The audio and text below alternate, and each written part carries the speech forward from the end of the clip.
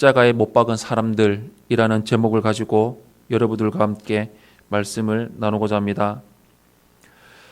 적극적으로 악행을 저지르지 않아도 비겁하게 악행을 모르는 척하는 것도 결국 불의의 편에 서는 것입니다. 예수님이 십자가를 지실 때 법적인 책임이 있었던 빌라도가 그랬습니다.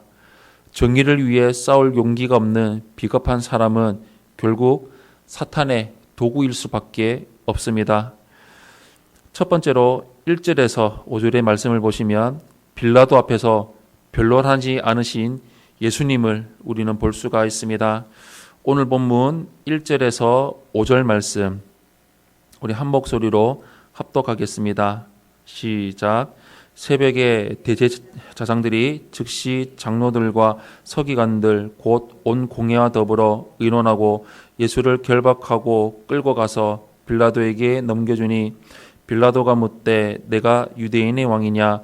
예수께서 대답하여 이르시되 내 말이 옳도다 하시매 대제사장들이 여러 가지로 고발하는지라 빌라도가 또 물어 이르되 아무 대답도 없느냐?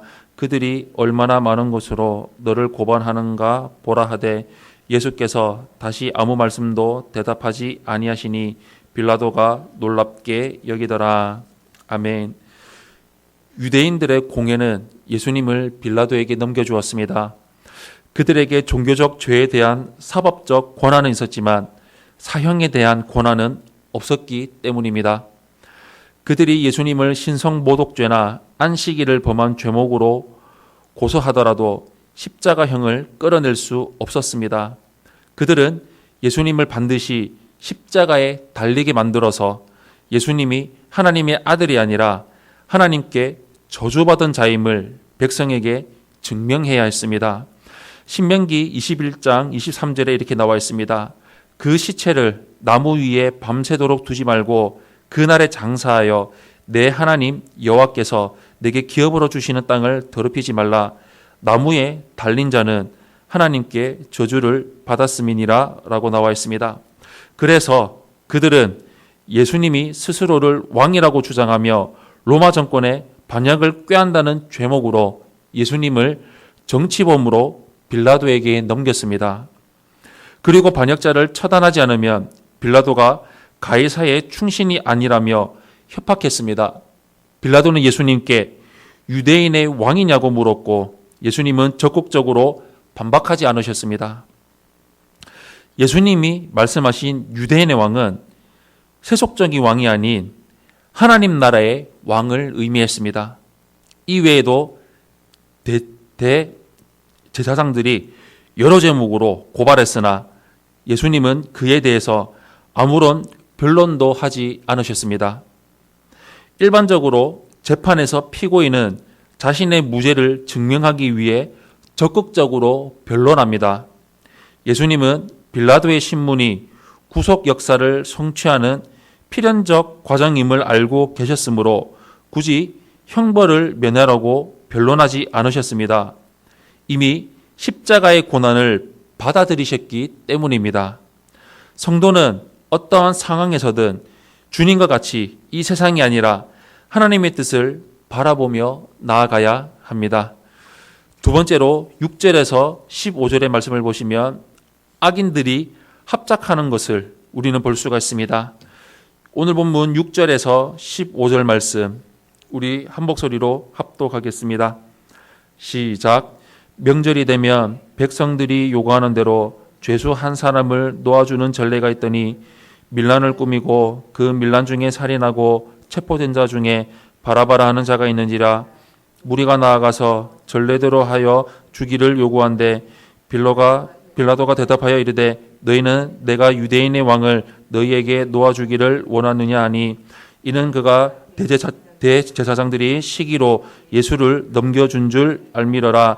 그러나 대제사장들이 무리를 충동하여 도리어 바라바를 놓아달라 하게 하니 빌라도가 또 대답하여 이르되 그러면 너희가 유대인의 왕이라 하는 이를 내가 어떻게 하랴. 그들이 다시 소리 지르되 그를 십자가에 못 박게 하소서.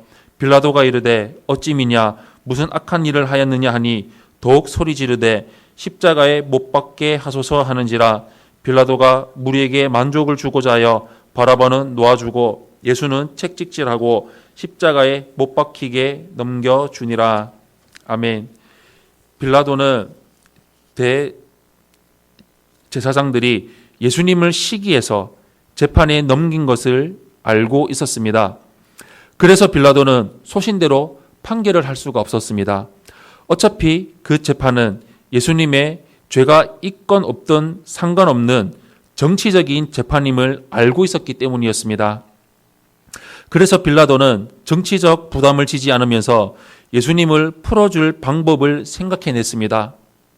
명절이 되면 백성의 요구대로 죄인을 석방하는 관습에 따라서 살인자 바라바와 예수 중에 석방할 자를 백성에게 선택하도록 하게 한 것입니다. 빌라도는 당연히 예수님을 석방하라고 할 줄로 예상했습니다. 그러나 대제사장들의 선동으로 백성은 바라바를 석방하라고 외쳤습니다.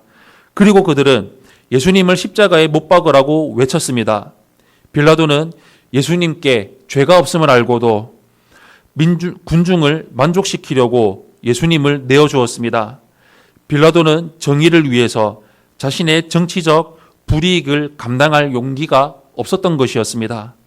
이와 같이 예수님은 교만하고 외식적인 유대 종교 지도자들과 거짓 선동에 넘어간 유대 군중과 비겁한 빌라도의 합작으로 십자가에 못 박히게 되었습니다. 그러나 이 모든 일의 배후에는 예수님이 십자가를 지심으로 죄인들을 구원하시고자 하는 하나님의 계획과 섭리가 있었습니다.